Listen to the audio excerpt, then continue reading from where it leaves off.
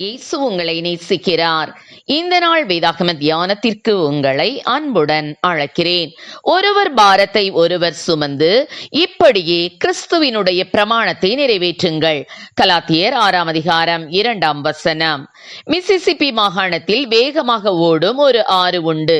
அதன் அருகில் பழங்குடி மக்கள் சிலர் குடியிருந்தார்கள். அந்த ஆற்றில் நீச்சல் தெரியாதவர்கள் கவனமின்றி குளித்தால் கூட அவர்களை அந்த ஆறு இழுத்துச் செல்லும் அபாயம் உண்டு. ஒரு முறை வேற்று பழங்குடி இனத்தவர்கள் இவர்களை தாக்கினார்கள். இவர்கள் தப்பி ஓடுவதற்கு வழி எதுவும் இல்லை.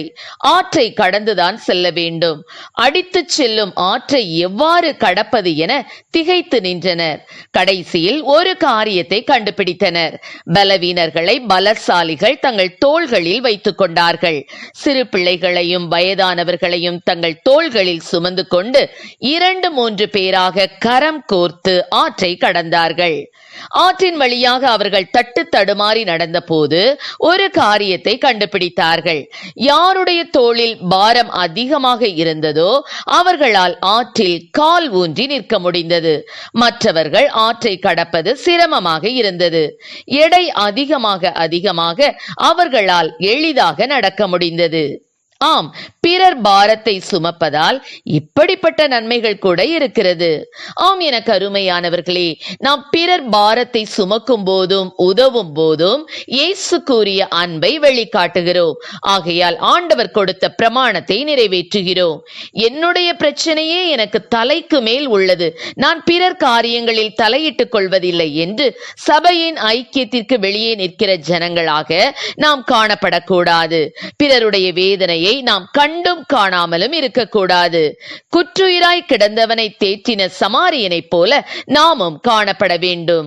ஆண்டவர் சொன்னார், அழுகிறவர்களுடனே கூட அழுங்கள் என்பதாக. நாம் பிறரது துன்பங்களில் நம்மை ஈடுபடுத்திக் கொள்ளும் போது நாமும் தேற்றப்படுவோம் என்ற ரகசியத்தை தேவ ஜனங்கள் அறிய வேண்டும். பிறரது சந்தோஷத்தில் பங்கு பெறுவதென்றால் நம் அனைவருக்கும் மிகவும் விருப்பம். ஒரு திருமண வீட்டில் அழைப்பு வந்ததென்றால் முன்கூட்டியே அதற்கு அணிய வேண்டிய ஆடைகளையும் அணிகலன்களையும் யோசித்து வைத்து விடுகிறோம்.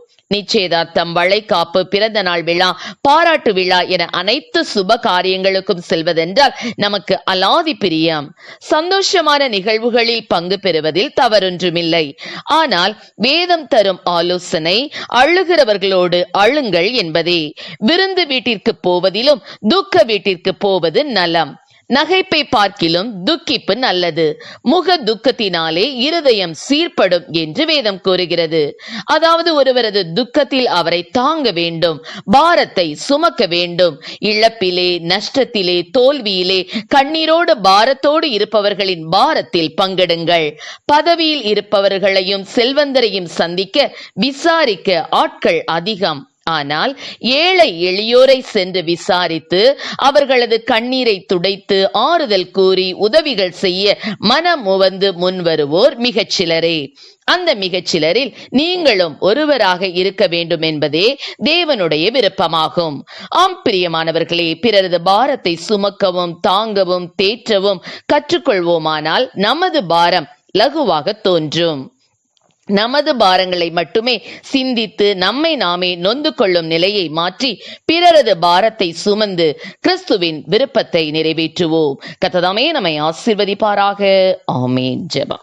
எங்களை அதிகமாய் நேசித்து நடத்துகிறீர்கள் அன்பின் பரலோக பிதாவே, இந்த நாட்களிலும் கூடப்பா ஒருவர் பாரத்தை ஒருவர் சுமக்கக்கூடிய கிருபைகளை கொடுப்பீராக ராஜா. திக்கற்ற பிள்ளைகளும் விதவைகளும் படுகிற உபத்திரவத்திலே அவர்களை விசாரிக்கிறதே கர்த்தாவே தேவனுக்கு முன்பாக மாசில்லாத சுத்தமான பக்தியாயிருக்கிறது என்று சொன்ன வசனத்தின்படி அப்பா ஸ்தோத்திர ஆண்டவரே. ஏழை எளியவர்கள் திக்கற்ற பிள்ளைகள் படுகிற உபத்திரவத்திலே அவருடைய பாரத்தை நாங்கள் சுமக்க அப்படிப்பட்ட கிருபைகளை கொடும். ஆசீர்வதியும். இயேசுவின் நாமத்திலே ஜெபிக்கிறோம் நல்ல பிதாவே. ஆமென்.